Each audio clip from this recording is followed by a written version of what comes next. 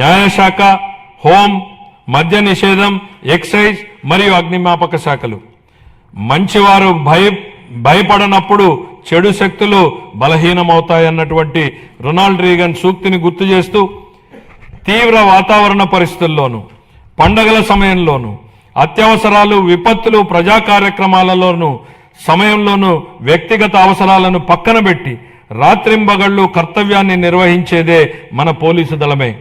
కాకి యూనిఫామ్ గౌరవం మరియు హుందాతనాన్ని భుజాన మోస్తూ ఏదైనా ఆపదొస్తే మొట్టమొదటిగా స్పందించేది వారే. వారి సేవాభావం, త్యాగస్ఫూర్తిని మా ప్రభుత్వం అత్యంత గౌరవంగా భావిస్తుంది. గత పాలనలో దెబ్బతిన్న పోలీసు వ్యవస్థ గౌరవాన్ని పునరుద్ధరించేందుకు మా ప్రభుత్వం కట్టుబడి ఉంది. గౌరవ ముఖ్యమంత్రి గారి హామీ మేరకు శాంతి భద్రతల యంత్రాంగాన్ని సమూలంగా మార్చడానికి ఈ క్రింది ఆధునీకరణ మరియు సంక్షేమ చర్యలు తీసుకుంటున్నాం. పోలీసు శాఖకు 3000 కొత్త వాహనాలను త్వరలో అందించనున్నాం. డిజిటల్ అరెస్టులు, ఆన్లైన్ మోసాల వంటి ఆధునిక నేరాలను ఎదుర్కొనేందుకు ప్రతి జిల్లాలో ప్రత్యేక సైబర్ పోలీస్ స్టేషన్ను ఏర్పాటు చేస్తున్నాం. స్మార్ట్ పోలీసింగ్ ల్యాబ్ల స్థాపన, కృత్రిమ మేధస్సు ఆధారిత ప్రాజెక్టులు, ఆధునిక కమ్యూనికేషన్ భద్రతా పరికరాలు, సీసీటీవీ మరియు డ్రోన్ వినియోగంలో సాంకేతికంగా దృఢమైన పోలీసు వ్యవస్థని నిర్మిస్తున్నాం. కొత్త ఏపీ పోలీస్ అకాడమీ స్థాపన కోసం 94 ఎకరాలు కేటాయించాం. నిర్మాణ పనుల ప్రారంభానికి ఈ సంవత్సరంలో 15 కోట్ల రూపాయల కేటాయింపును ప్రతిపాదిస్తున్నాను. శ్రీకాకుళం, రాజమండ్రి, ప్రకాశం, చిత్తూరు జిల్లాల్లో 4 కొత్త ఇండియా రిజర్వ్ ఏపీఎస్పీ బెటాలియన్లను ప్రారంభించి 3920 పోస్టులను మంజూరు చేశాం. పౌర పోలీసు నిష్పత్తిని మెరుగుపరిచేందుకు 5757 స్టైఫండరీ కేడెట్ ట్రైనీ కానిస్టేబుళ్లను నియమించాం. శిక్షణ సమయంలో వారికి ఆర్థిక మద్దతుగా నెలవారీ భత్యాన్ని 4500 నుండి 12000 వరకు 3 రెట్లు పెంచినట్లు గౌరవ ముఖ్యమంత్రి గారు ప్రకటించారు. అమలు చేయడం జరుగుతోంది.